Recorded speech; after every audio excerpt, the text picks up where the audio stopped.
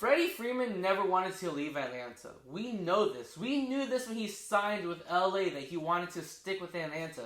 But at the end of the day, baseball's a business. No matter who you are, unless you have a no-trade clause of some sort, owners won't hesitate to send you away if they find it beneficial to them. It's a business. That's how it works. Does it suck for sentimental reasons? Yes. But at the end of the day, Freddie Freeman got a sweet deal, and I don't know why people are complaining about it. There's been headlines recently about Freddie Freeman firing his agent after the Atlanta series, and everyone's like, yeah, he never wanted to leave Atlanta. Look how sad he was.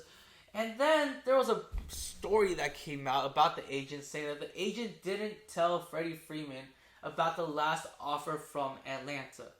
Now, I don't know how many people got fooled by this, but I am shocked at how much it blew up. I get he has a check mark, but this was like the most bogus story that I could have ever heard. Because, I mean, not to flex and all, but I watched Suits, all 7-8 seasons of it. I'm quite the legal expert now, not to flex, and I'm pretty sure, don't quote me on this, I'm not trying to get sued. Don't quote me on this at all. Disclaimer, I'm not actually a legal expert, no legal advice here, but I'm pretty sure that you're not allowed to hold back information from your client when it comes to contract negotiations. So what he was being accused of, the agent, was probably, not legal advice again, a crime. So that's why the agent clapped back at Doug, who released the initial story, and he said, Doug Gottlieb tweeted a wholly inaccurate characterization of our negotiations with the Atlanta Braves on behalf of Freddie Freeman. We are immediately evaluating all legal options to address the reckless publication of inaccurate information. Now, again, I don't know how you guys all believed Doug just because he had a check mark. I mean, I sniffed it out from the get-go. It was clearly clickbait, and I hope Doug gets sued for every penny he has. I hate misinformation. It's one of the worst things, one of my worst pet peeves. Let's just put it there. It's annoying. I'm stuttering now. It's just, I don't get why people try so hard to get clicks. And clearly, that's going to backfire. I hope Doug never sees another penny. I hope every penny that Doug makes for the rest of his life goes to Casey Clove. But, let's talk about why this is a BS deal that nobody would ever believe. And to do that, we're going to have to go to the contract negotiations timeline provided to you by Bob Nightingale, who's not great with live news, but I'm assuming he's good with this kind of news. I'm hoping. It's 3 months after the facts. I would hope the facts are straightened out. Atlanta's first offer, 5 years, 135. That's 27 AAV. Raises it to 5 years, 140, 28 AAV, and that's the last that I see on the timeline. So that's the alleged deal that never got presented to Freeman. And then Atlanta got given 1 hour, so in a counter, to accept either 6 years, 175, or 5 years, 165. Both of these are high AAV. If I was Atlanta and I had to choose one of them, I would have chosen the 5-year one. But instead, which is why I love Anthopoulos for this move, by the way, he gets a younger, cheaper, and better first baseman in Matt Olson. Amazing move. I love Anthopoulos. He is honestly the best GM I've seen. I love what he's doing. But, yeah, and then Freeman signs with LA. And let's talk about the two deals. So, Atlanta last offer was 5 years, 140. That's 28 AAV. Freeman's actual signing was 27 AAV for 6 years.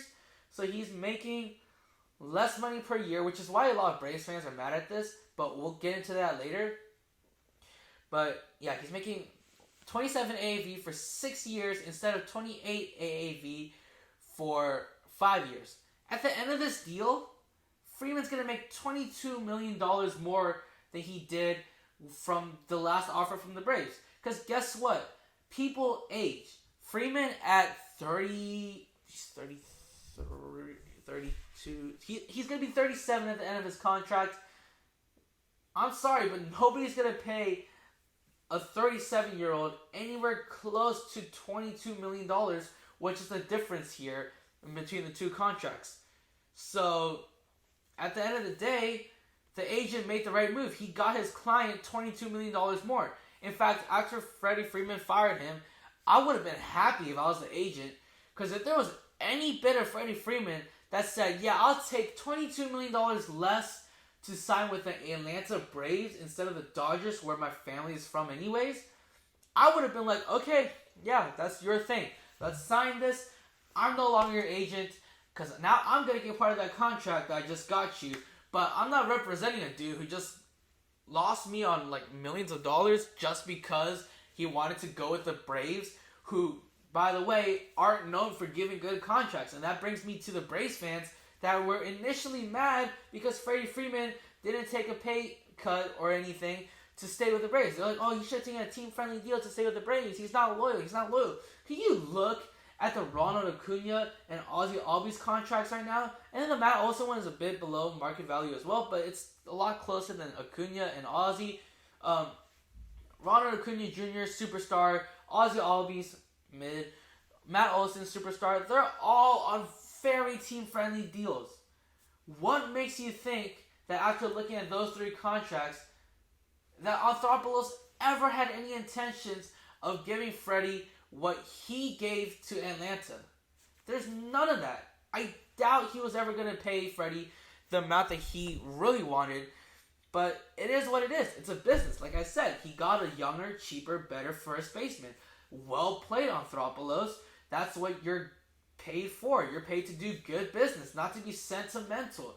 There's nothing wrong with what the Braves did when they got Olsen and let Freeman go. I'm stuttering. I don't know why. And there's nothing wrong with what Freeman did when he decided to take $22 million more to go to the Dodgers. It's a win-win for both sides.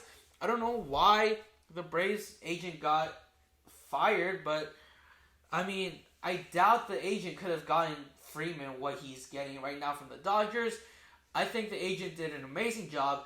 Freeman can fire him all he wants. He's still going to have to pay him. But at the end of the day, Freeman's going to have to accept that Atlanta didn't want him back as much as the Dodgers wanted him there. And that the sooner he realizes that, the sooner he's going to stop crying in every post-game or pre-game press conference.